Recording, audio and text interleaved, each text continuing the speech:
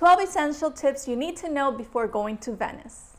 Hi and welcome. My name is Marianella. If you haven't subscribed, please do so. I upload videos every week here on YouTube. First thing you need to know about Venice is that there are no roads, which means that there are no cars. Everything is done on foot or by water.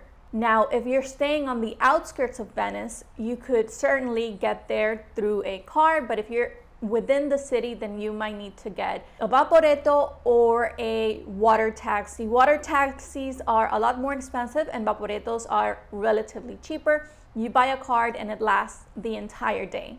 Tip number 2 is that there are crowds in Venice. So if you want to go somewhere, for example, to the Rialto Bridge, if you want to go to Plaza San Marco, the Basilica, Duchess Palace, you name it, you need to go early in the morning or late in the evening to avoid crowds. Say no to sitting fees. Yes, if you sit down, for example, at St. Mark's Square and you happen to grab a cup of coffee, most likely they're going to charge you a fee.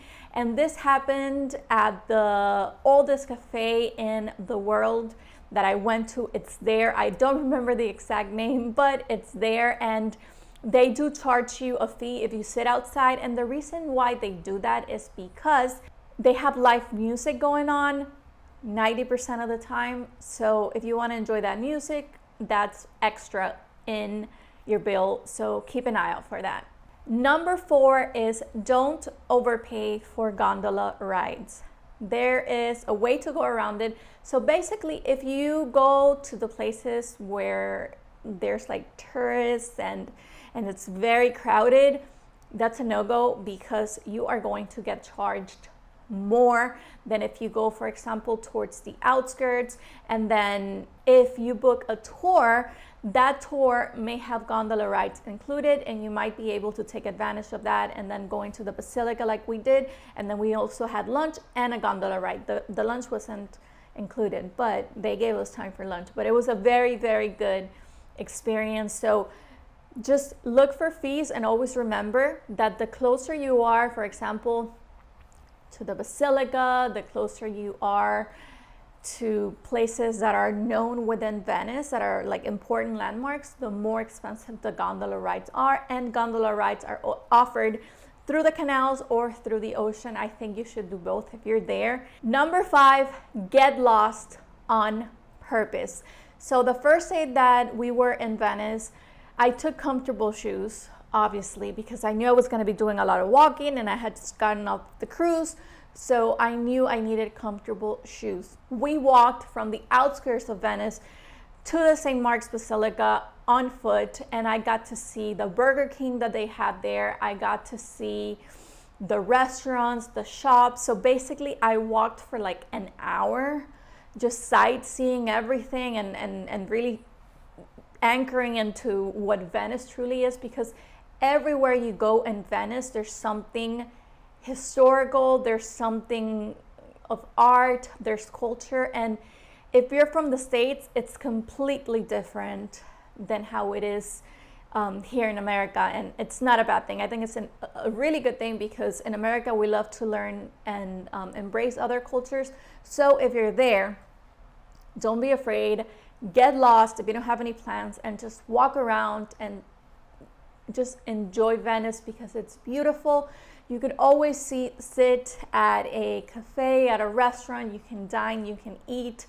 Number 6 is to bring a refillable water bottle. So in Venice, they do have water fountains of obviously local water that people refill their water bottles, and the water is fresh, it's delicious, and it's something that you can enjoy, and it can save you money because bottled water is expensive.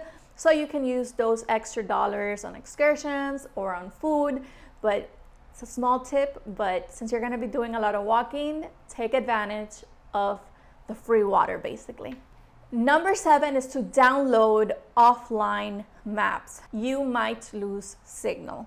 So for us, we have T-Mobile and we get, I don't remember how many gigs of data when you're overseas in Europe, but that gives us gigs, and we can use that. And then I think it is unlimited, but then they give you a certain amount of gigs for fast data. But if you don't have that, go to one of the canals and then you see if a Vaporetto goes by, and then there you can see the stops.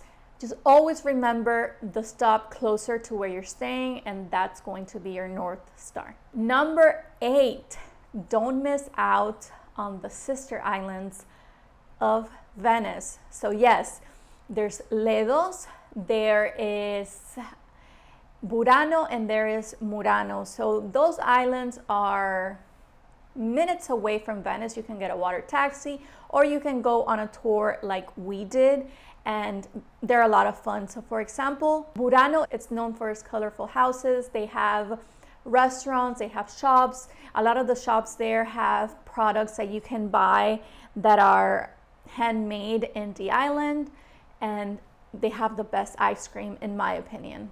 Murano is known for the glass, but if you go and you're a content creator, just know that you cannot film inside. But if you like glass and you want something that's unique, you would go to that art gallery where they sell everything handmade out of glass. They give you a tour before that where they show you how to make the glass there, and they sell everything. I'm talking about jewelry, anything that you can imagine that can be made into glass, they have it there, but it's really, really, really expensive. Really, really expensive. Number 9 is that Venice has its own food culture. And what do I mean by that? There's local food that you can truly enjoy that, aside from pasta, not a lot of people know about. So yes, obviously the drink, the spritz, you have to try that. I don't like the taste of alcohol, so I didn't get that. But if I ever go back to Venice, I'll be sure to get one for the experience, because I regret. But you can get something called a conchetti, and that is a bread, and they put toppings on it. They put tomatoes, salami. There's a huge variety that you can choose from. The best part is that all of the ingredients are made there in Venice, so it's something that you can enjoy. And then something that we really enjoyed there was fish. So fish is fresh, it's a fresh catch, and it's delicious. Obviously they use their own sauces, everything is homemade, it's really good. So fish and conchettis and the spritz if you go to Venice, and obviously a little cafecito, which is known as an espresso over there. So I think you're gonna really enjoy those. Get ready for high tides. It happens in Venice, and this is number 10. It happens in Venice, and basically, obviously, duh, it starts flooding, but it's a beautiful experience, and it started flooding as we were leaving.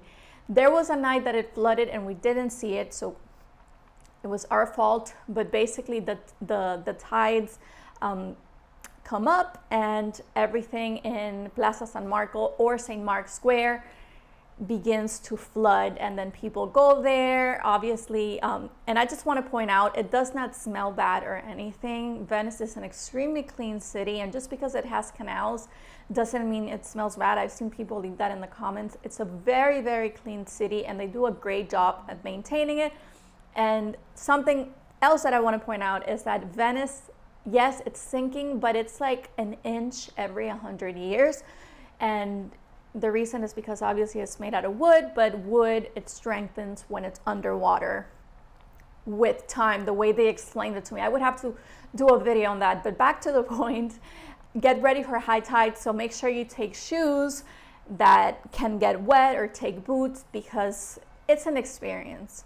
If you're gonna be there, experience it, have fun, get your feet wet, enjoy the moment while you're there, because it's unforgettable. Number 11 is to book major attractions in advance.